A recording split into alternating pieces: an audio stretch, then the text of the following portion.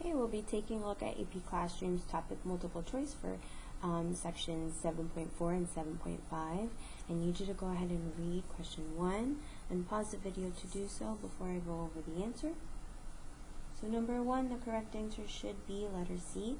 Okay, so one of the conditions for Hardy-Weinberg equilibrium is that there's no gene flow and no mutations that are occurring, which prevent, new alleles and new phenotypes from occurring. Alright, pause the video to read number 2 before I go over the answer. So the answer should be letter C.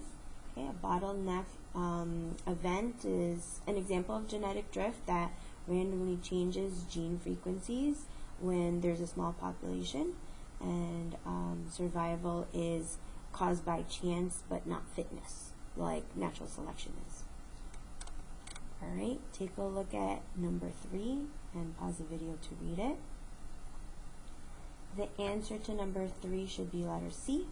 Okay, it's more likely that the squirrels with black fur had a selective advantage because as the frequency of the allele for black fur had increased.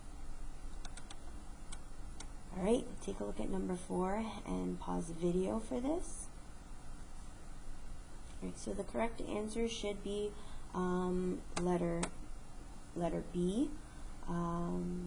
You had to go ahead and use the genotype frequency equation, okay, where P is going to be the dominant allele and Q is going to be the recessive allele when you're looking then at the allele frequency equation.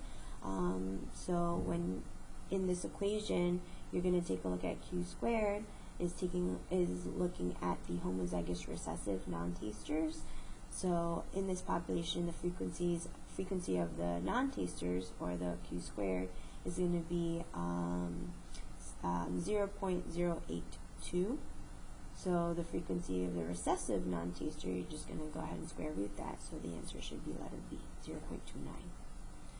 Alright, read number 5. Pause the video to do that. Right, the correct answer for this one is C. So if the frequency of homozygous recessive individuals, or Q squared, is 0.8, so then the recessive allele frequency is going to be the square root of that, okay, which is 0.42. But you need to subtract, and that would be representing just Q. So in order to find P, you would use the allele frequency equation to isolate P, and that should give you 0.58. Right, pause the video to read number 6. The correct answer for this is letter D. Heart disease is a condition that's progressive. It does not happen, or it doesn't affect most humans during their childbearing years. So the survival rate of individuals with this allele later in life will not affect the frequency of the next generation. So the statement that there is no cause and effect relationship between this allele and fitness is a null hypothesis. Alright, take a look at number 7. Pause the video to read it. The correct answer should be letter D. This is a null hypothesis, and that we're taking a look at the phenotypic frequencies before and after the flood are caused by chance.